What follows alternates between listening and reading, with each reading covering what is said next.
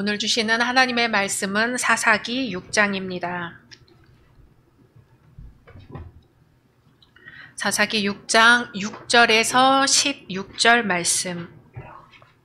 사사기 6장 6절에서 16절 말씀까지 한 절 한 절 교독하겠습니다. 이스라엘이 미디안으로 말미암아 궁핍함이 심한지라. 이에 이스라엘 자손이 여호와께 부르짖었더라.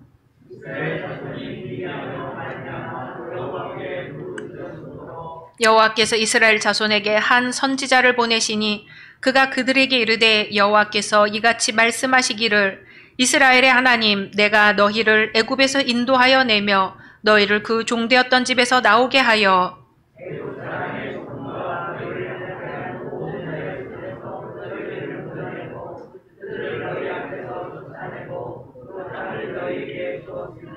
내가 또 너희에게 이르기를 나는 너희 하나님 여호와이니 너희가 거주하는 아모리 사람의 땅의 신들을 두려워하지 말라 하였으나 너희가 내 목소리를 듣지 아니하였느니라 하셨다 하니라.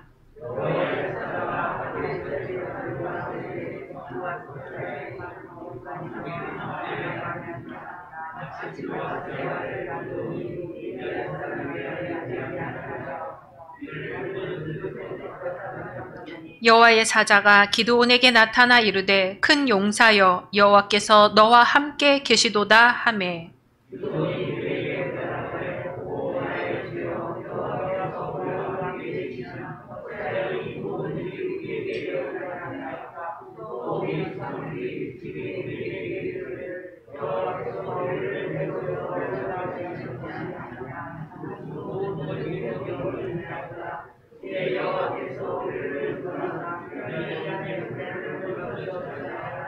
여호와께서 그를 향하여 이르시되 너는 가서 이 너의 힘으로 이스라엘을 미디안의 손에서 구원하라. 내가 너를 보낸 것이 아니냐 하시니라.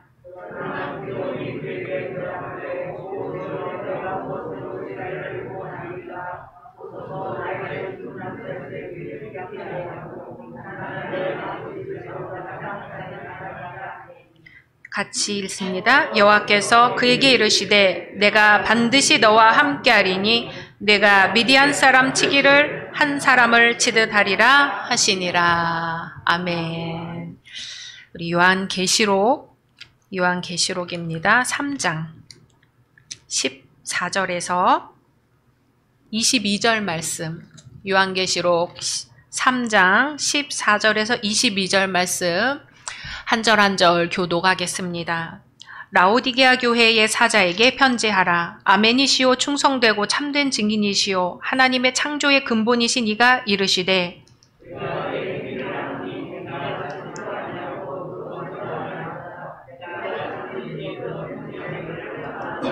네가 이같이 미지근하여 뜨겁지도 아니하고 차지도 아니하니 내 입에서 너를 토하여 버리리라.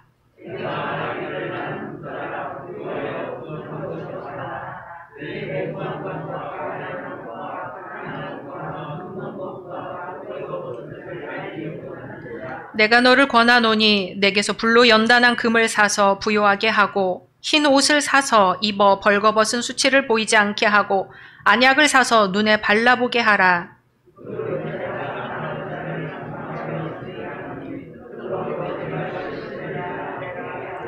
볼지어다 내가 문 밖에 서서 두드리노니 누구든지 내 음성을 듣고 문을 열면 내가 그에게로 들어가 그와 더불어 먹고 그는 나와 더불어 먹으리라.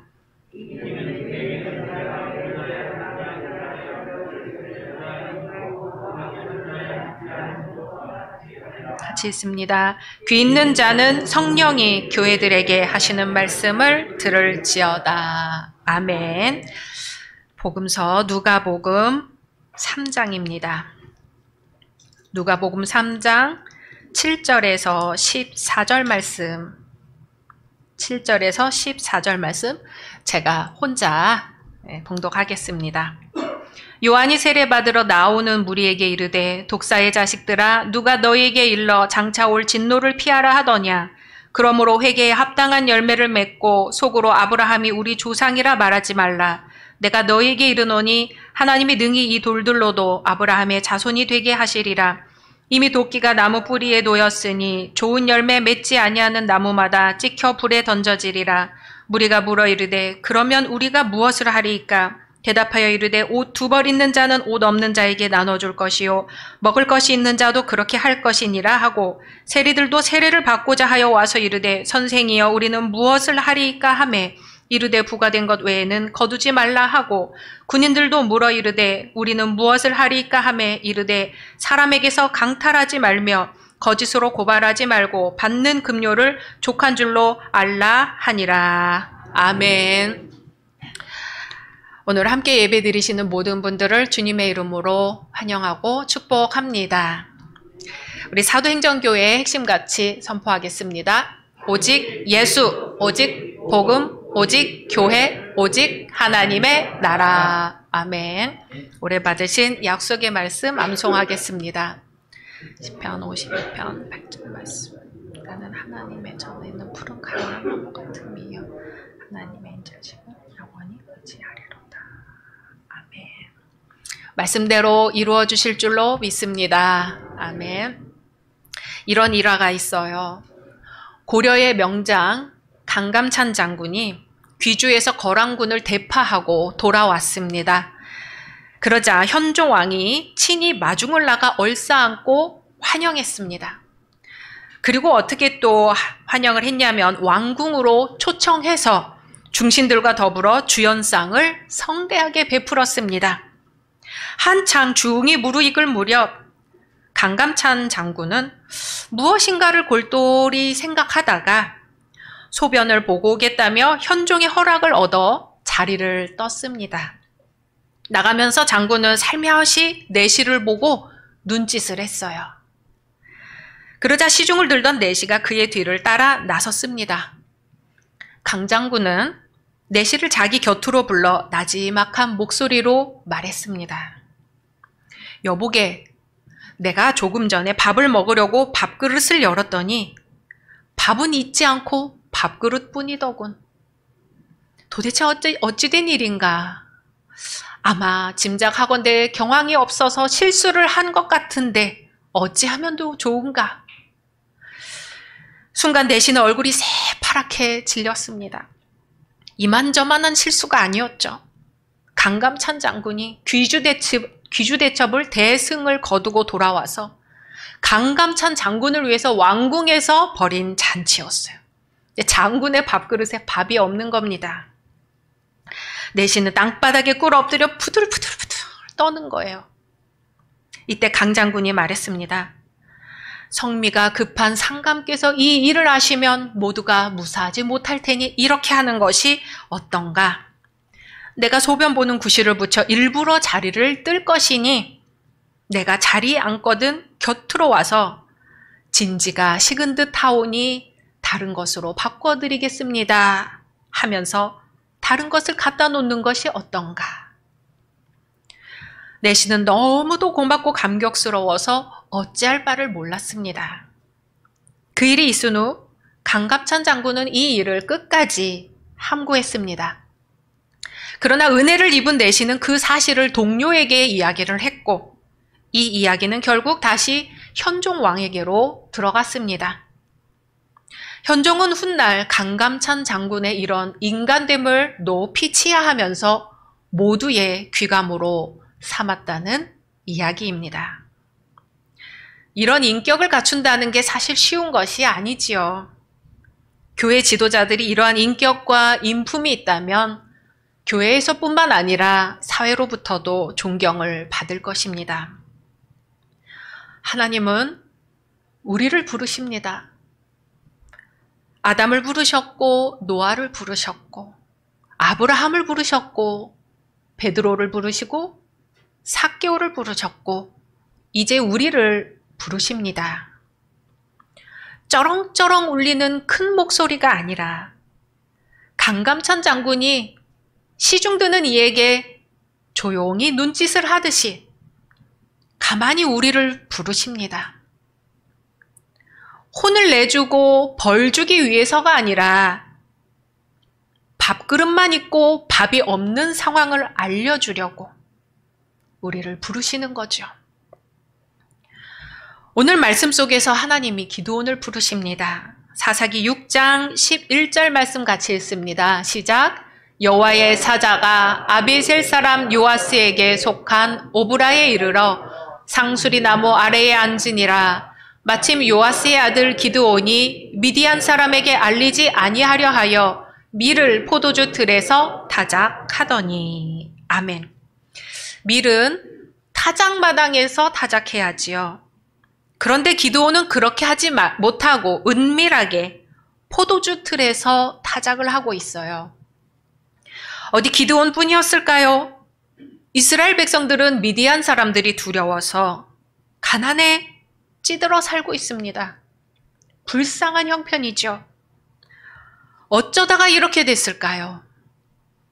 여호수아가 죽기 전에 나와 내 집은 오직 여호와 하나님만 섬기겠노라 했을 때 이스라엘 모든 지파가 역시 우리도 여호와 하나님만 섬기겠습니다 하고 대답을 했어요. 여호수아가 살아있을 때까지는 괜찮았습니다. 갈렙이 살아있을 때까지 괜찮았습니다. 이스라엘의 장로들, 하나님의 역사를 보고 알고 있는 이스라엘의 장로들이 살아있을 때까지만 해도 괜찮았습니다. 그런데 이들이 다 죽고 나니 이스라엘 백성들이 하나님을 잊어버린 거예요.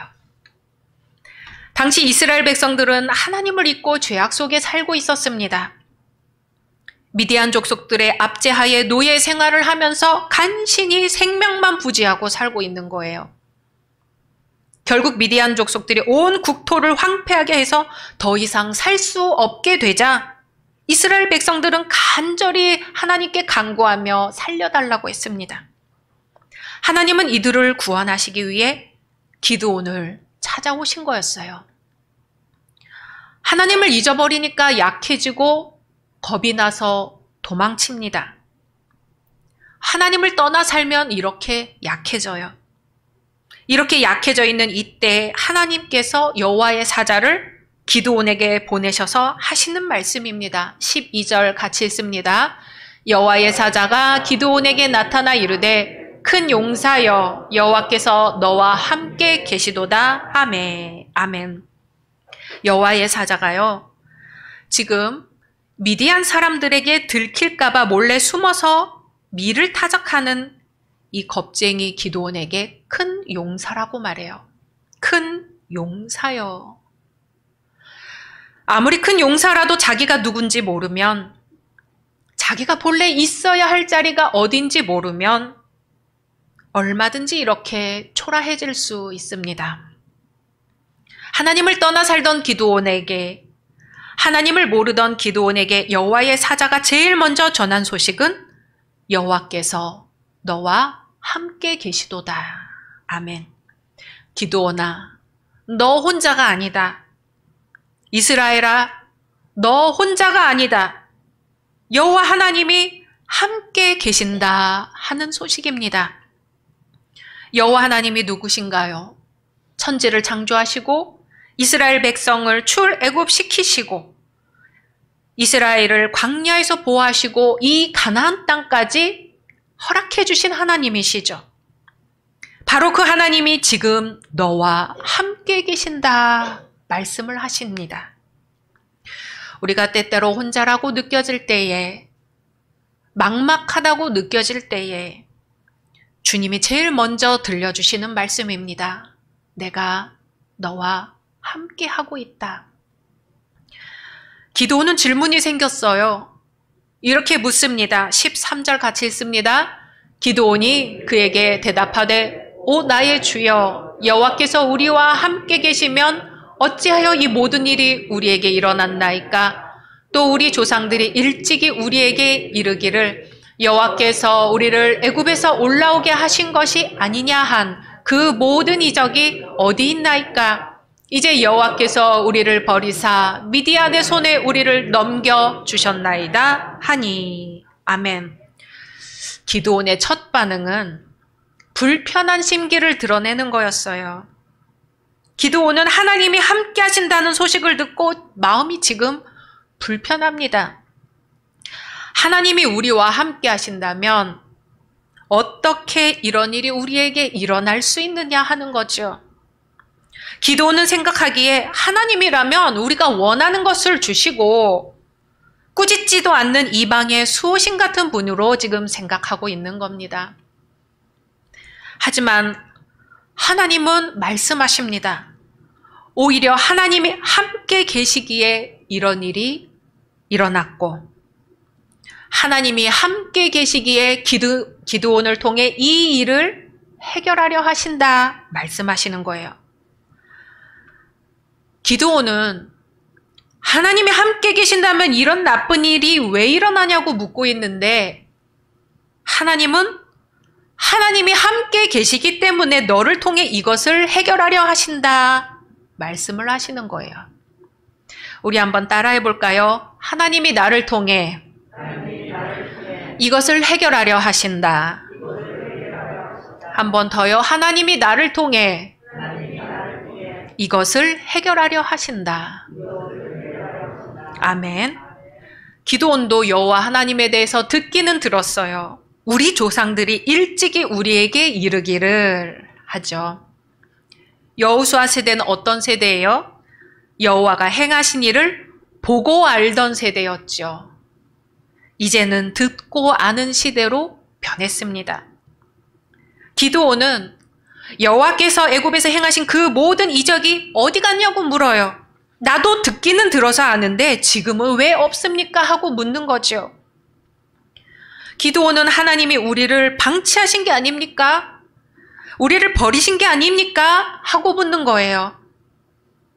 그런데 기드온은 자기들이 먼저 하나님을 버렸다는 것을 깨닫지 못했습니다.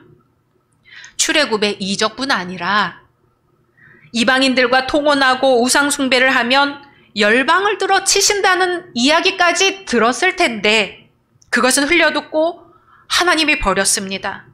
하나님이 우리를 미디안의 손에 넘기셨습니다 하고 책임을 하나님께로 떠넘기는 거죠.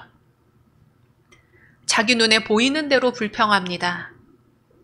출애굽 사건을 알고는 있었으나 출애굽 사건을 가능하게 했던 언약의 의무를 지키지 않았다는 사실은 잊어버렸습니다.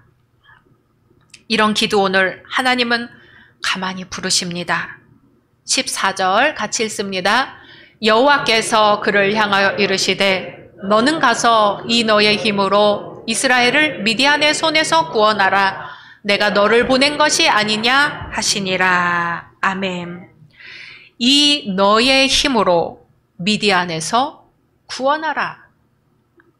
하나님이 앞으로 덧붙여 주실 이 힘, 이 세상을 창조하신 힘, 이스라엘 백성을 출애굽시키신 힘, 그 힘으로 함께 할 테니 이 너의 힘으로, 다른 사람의 힘이 아니라 여호와 하나님께서 함께 하시는 이 너의 힘으로 구원하라고 말씀하십니다.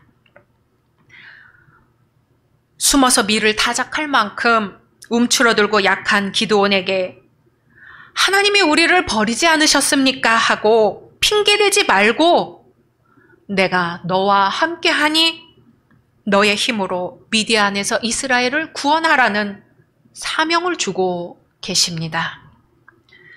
기드온이 또 묻습니다. 15절 읽습니다. 그러나 기드온이 그에게 대답하되 오 주여 내가 무엇으로 이스라엘을 구원하리이까? 보소서 나의 집은 므낫세 중에 극히 약하고 나는 내 아버지 집에서 가장 작은 자니이다 하니. 아멘. 기드온은 역시 보통 사람들과 같이 인간적인 힘이나 능력이 있어야 이스라엘을 구원할 수 있다고 생각합니다. 하나님의 능력이 칼이나 창에 있지 않고 하나님이 원하시면 여리고성처럼 견고한 성도 무너질 수 있다는 것을 깨닫지 못하고 있어요. 처음에는 여호와의 사자에게 출애굽시키신 하나님이 지금은 왜 안 계십니까? 하고 따지던 기드온이 이제는 자기가 얼마나 약한 사람인지 하나님 앞에서 고백하기 시작합니다. 나는 약하고 아버지 집에서 가장 작은 자니이다. 비로소 하나님 앞에 낮아지기 시작해요. 겸손해집니다. 하나님을 만나야 사람은 겸손해집니다. 하나님을 만난 다음에야 비로소 자기를 낮춰요. 하나님을 만나야 자기가 죄악 중에 있음을 자각합니다. 하나님을 만나야 인간이 자기 힘으로 사는 존재가 아니라 하나님께 기대어 사는 존재라는 것을 깨닫기 시작합니다. 이때가 바로 하나님이 사람을 쓰실 때입니다. 16절 같이 읽습니다. 여호와께서 그에게 이르시되 내가 반드시 너와 함께하리니 내가 미디안 사람 치기를 한 사람을 치듯 하리라 하시니라. 아멘. 하나님은 신분이 낮고 자신이 없다는 기드온에게 확신을 주십니다. 내가 반드시 너와 함께하리라. 모세에게 주신 약속이에요. 내가 반드시 너와 함께하리라. 여호수아에게 주신 약속입니다. 내가 반드시 너와 함께하리라. 기드온에게 주시는 약속입니다. 내가 반드시 너와 함께하리라. 지금 우리에게 주시는 약속입니다. 우리가 하나님을 떠나지 않는 한 사망도 생명도 어떤 권세도 어떤 환경도 우리를 하나님의 사랑에서 끊을 수 없습니다.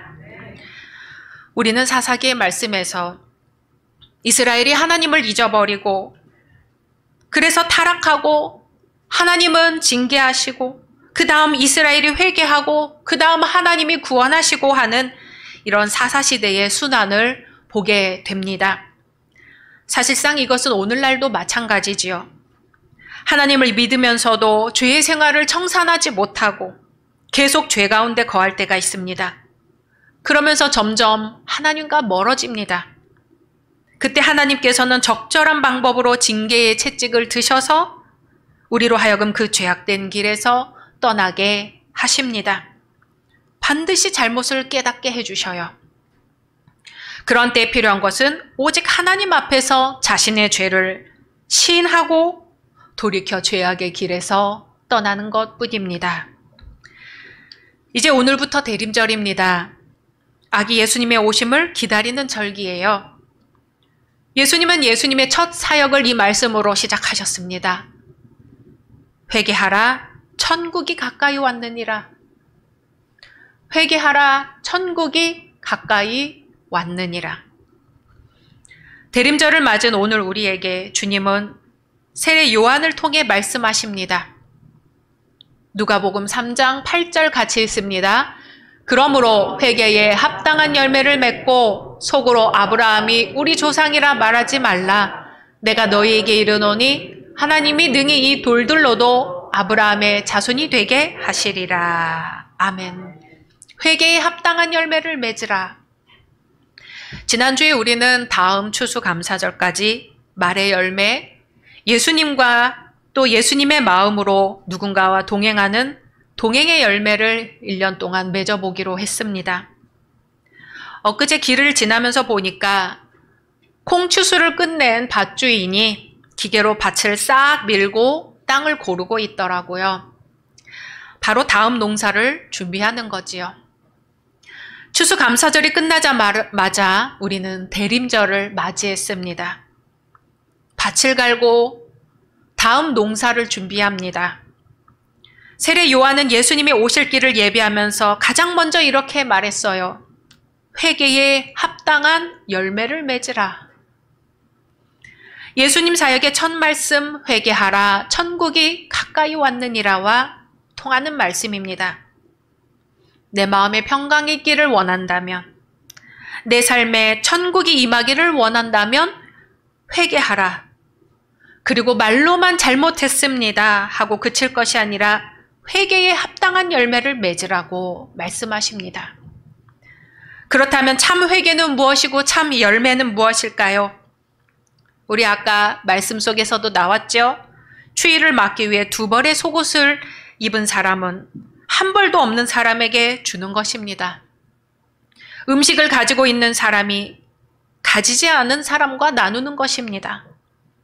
사랑의 행위로 드러나야 합니다. 또 정한 대로만 받고 그 이상은 받아내지 말아야 합니다. 강탈하지 말고 거짓으로 고발하지 말고 받는 급료로 족한 줄 알아야 합니다. 부정한 수단으로 생계비를 확보하려고 하지 말아야 합니다. 하나님의 사랑과 정의는 두 바퀴와 같아서 사랑은 정의를 바탕으로 실현이 되어야 합니다. 이제 멀지 않아 성령과 불로 세례를 베푸실 능력이 있는 분이 오실 것인데 그분은 알곡과 쭉정이를 가를 것이다. 알곡은 곡간 속에, 쭉정이는 불에 태워질 것이다. 세례 요한은 외치고 있습니다. 오늘 요한계시록의 라오디게아는 헬레니즘 문화의 보급지입니다. 금융의 중심지이고 상업도시였어요. 한마디로 오늘날의 부자 동네입니다. 오늘 주께서 라오디게아 교회를 향해 말씀하십니다. 요한계시록 3장 15절 같이 있습니다. 내가 내 행위를 아노니 내가 차지도 아니하고 뜨겁지도 아니하도다. 내가 차든지 뜨겁든지 하기를 원하노라. 아멘. 라오디게아 교회는 신앙이 미지근한 교회였습니다. 뜨겁지 않다는 것은 주의 일에 대한 열심이 없다는 말이고 차다는 것은 생명이 없음을 가리킵니다. 그런데 미지근하다는 것은 무관심하다는 그런 상태죠. 오늘날의 교회에 맞는 말씀입니다. 주님은 사도 바울을 통해 말씀하셨습니다. 경건의 모양은 있으나 경건의 능력은 부인하는 자라. 이러한 우리들에게 주님이 말씀하십니다. 16절입니다. 내가 이같이 미지근하여 뜨겁지도 아니하고 차지도 아니하니 내 입에서 너를 토하여 버리리라. 아멘. 라오디게아 교회는 자신의 상태를 모르고 있습니다. 17절 계속 읽습니다. 내가 말하기를 나는 부자라 부요하여 부족한 것이 없다 하나 내 공고한 것과 가련한 것과 가난한 것과 눈먼 것과 벌거벗은 것을 알지 못하는도다. 아멘. 물질이 풍성하다고 말을 하고는 있지만 궁핍한 줄을 깨닫지 못합니다. 그리스도를 믿는다고 하지만 주님 없이 일하기 때문에 아무 능력이 없습니다. 주님은 말씀하십니다. 18절입니다. 내가 너를 권하노니 내게서 불로 연단한 금을 사서 부요하게 하고 흰옷을 사서 입어 벌거벗은 수치를 보이지 않게 하고 안약을 사서 눈에 발라보게 하라. 아멘. 흰옷은 예수님이 주시는 것입니다. 예수님이 주시는 의의 옷을 입어 수치를 가리라고 하십니다. 또 안약은 예수님의 눈으로 새롭게 보라는 말씀입니다. 모든 광석은 재로 타버리지만 금은 재련할 때마다 정련이 되지요. 모든 시련을 극복하고 마지막까지 남아 정금 같은 믿음을 지키라고 하십니다. 주님을 맞이하기 위해 우리는 모든 찌꺼기를 용광로에 태워야 합니다. 죄를 뉘우치며 주님 보시기에 합당한 삶의 열매를 맺어야 합니다. 차지도 덥지도 않은 신앙이 아니라 뜨거운 신앙으로 주님을 기다려야 합니다. 이것이 본래 신앙의 자리요, 바른 회개의 자리입니다. 우리는 이런 자리에 서 있어야 할 것입니다. 주님이 우리에게 오실 때에 내 눈이 밝아 목동들이 본 그 별빛을 볼 수 있을 것인가? 주님이 우리에게 오실 때 내 귀가 맑아 아기 예수님의 울음소리를 우리가 들을 수 있을 것인가?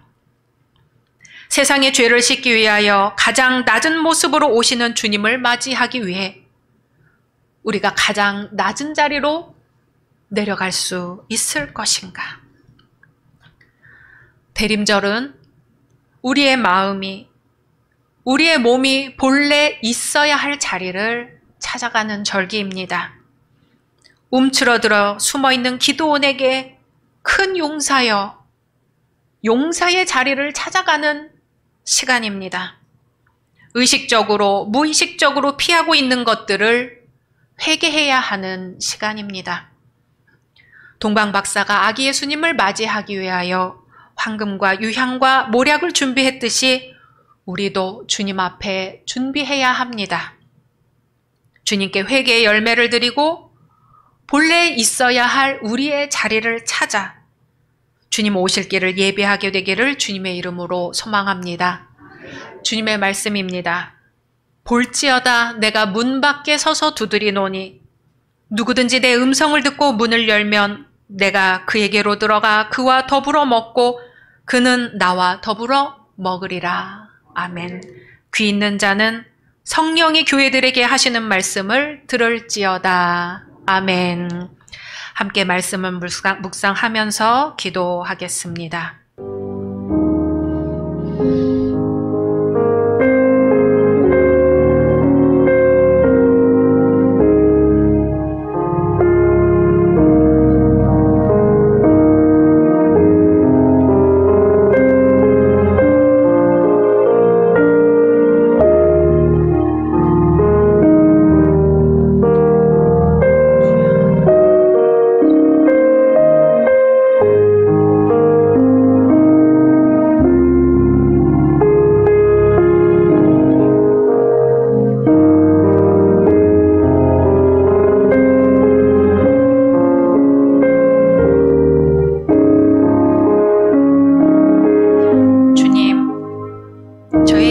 것들로 주님께 드립니다.